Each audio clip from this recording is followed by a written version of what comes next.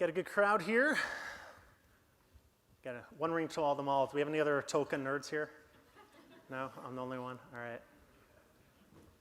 It's about the metrics that drive you, influence you, incentivize you. How do you make sense of this? So my background, I spent a little time at Salesforce. I was the SVP of Online Marketing and Ops. Spent some time with Zendesk, where I was the CMO there and helped them go through the IPO process. And currently, I am the CMO at Slack. For those that don't know Slack, it's a messaging app for teams. Anybody use Slack here? Sweet. If you want to know what it is, talk to that person. So, customer success metrics. Why are we talking about brand? Brand is simply what the marketing guys say, right? You know, it's vision statements. I think brand's a little different. I mean, to me, a brand is the sum of every single experience that someone has had with you. Right? It's not just about products, it's not just about sales, it's not marketing, finance. Like literally everybody in the company is going to influence that brand. They're going to influence that experience. And I've been in software for like 10 years, and God knows there are a lot of bad experiences out there. I don't know, if you've ever bought software, if you've ever used software, I'm still kind of shocked by how many bad experiences there are. You know, and I'm going to walk through some of these and just try to imagine in your head if you've experienced one of these bad experiences. So you go to a site, you're like, oh, this looks pretty cool. I want to view a demo. 17 fields, cell phone number, social security card. You know what they're going to do with that too. You can't find help when you need it. You know, you're in the trial, you're like, give me some help. I don't know how to use this. Nope, no help there. You're going through the process. You talk to an SDR who hands you off to an EBR, who hands you off to an AE, who hands you off to an SAE, who hands you off to a CSM, who hands you off to an XYZ. And at every step, you're like, hey, this is what I'm about, and here are my unique goals and my company direction, and they never remember, and it's like, ugh. You get all excited, you're ready to buy the next awesome piece of software, and it's really expensive, and they won't tell you how much it costs, and you have to negotiate for 2 months because you wait for the end of the quarter when you know their sales team will cave, and it slows everything down. All right, come on. Who here has not been harassed by a pushy salesperson? I mean, you know, you start to get interested in the product, and then before you know it, they're on you, calling you, emailing you. Come on, buy, buy, buy, buy, buy. It's a bad experience. You know, our current SaaS model, I'm sure a lot of us are in the whole SaaS space here.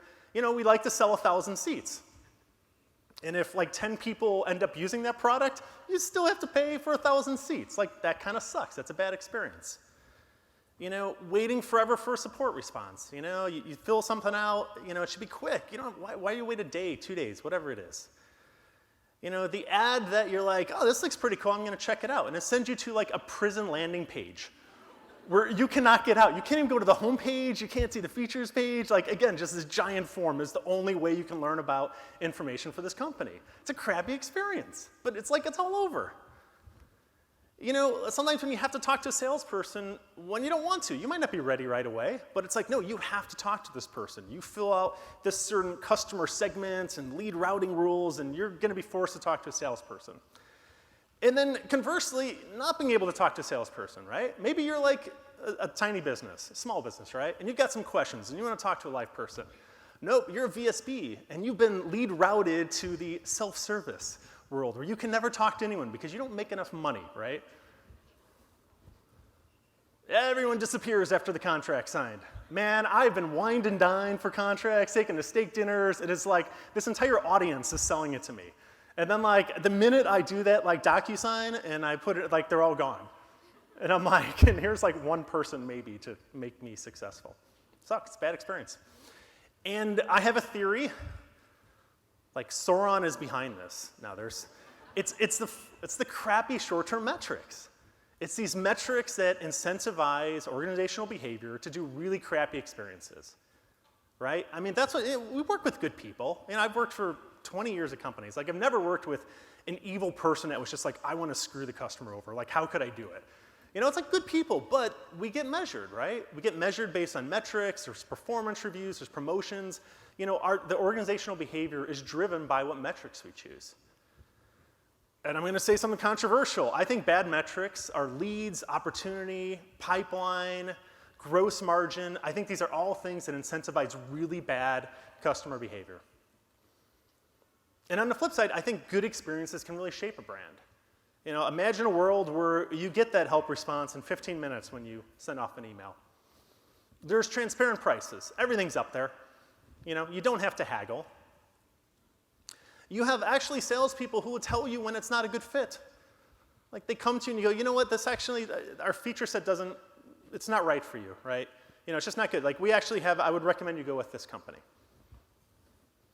You have one point of contact. You're talking with one person throughout the entire experience. Not only the buying experience, the onboarding experience. It's a better experience. More support, less sales. I've always thought that's an interesting little metric for companies. Like, do you have more salespeople that work at your company or more support people? Good indicator. You only get charged if someone uses the product. Boy, that sounds kind of fair if I'm a buyer. You know, like, hey, I just bought 1,000 seats. If only 50 people use it, I'd like to get charged for that. A view a demo, no forms required. Good experience. You want to talk to someone? Great, we'll make that happen. You don't want to talk to someone? Great. You know, it's not based on routing rules. It's not based on demographics, company size. It's based on the customer. Live chat anywhere. You know, on the public website, on the trial, in the product, they need help, give them help. Why wouldn't you want them to be successful? You get more love after the contract's been signed than before. And I think all these good experiences can come when the organization really rallies behind long-term metrics.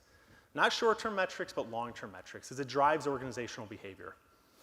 And in my experience in kind of doing this at different companies, I've seen this evolution, you know, where there are a certain class of companies out there in that first stage where it's all about that first sale. They will do anything for that new business, anything to close it, right? Then you've got like the second evolution where it's all about renewal, churn mitigation. We got to make sure that they actually renew. But I think what the golden standard is for the next generation of companies is, are they going to recommend? It's a much higher bar, right? You can get someone that comes in and maybe doesn't renew. You can get someone that comes in and renews but still is a little, But if someone's actually going to recommend you and recommend you to like 5, 10, 20 people, that is a high standard. They have to have incredible great experiences at every single stage of their life cycle.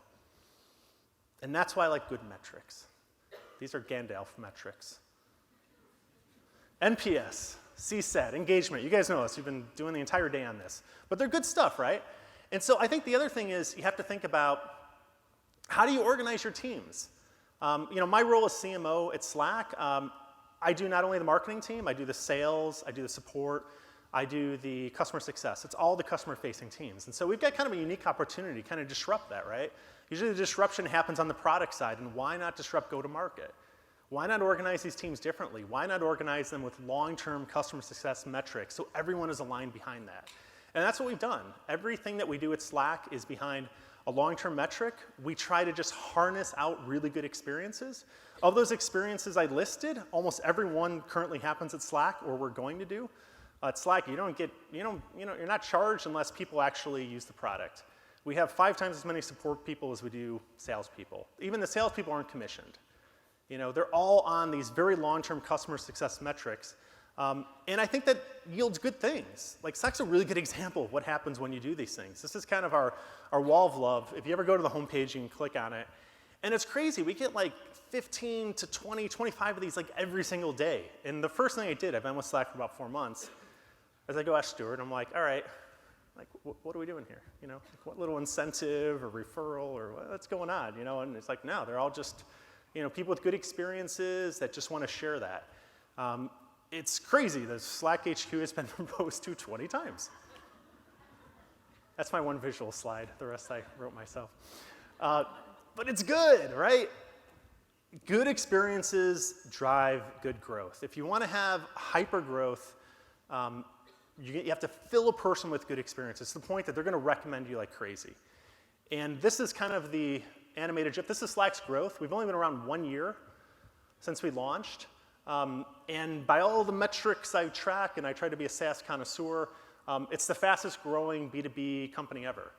It's faster than Salesforce, faster than Workday, 500,000 daily active users, 12 million in ARR. It's all word of mouth, a little bit of PR sprinkled in there, but it's all based on those great experiences, people recommending. Thanks.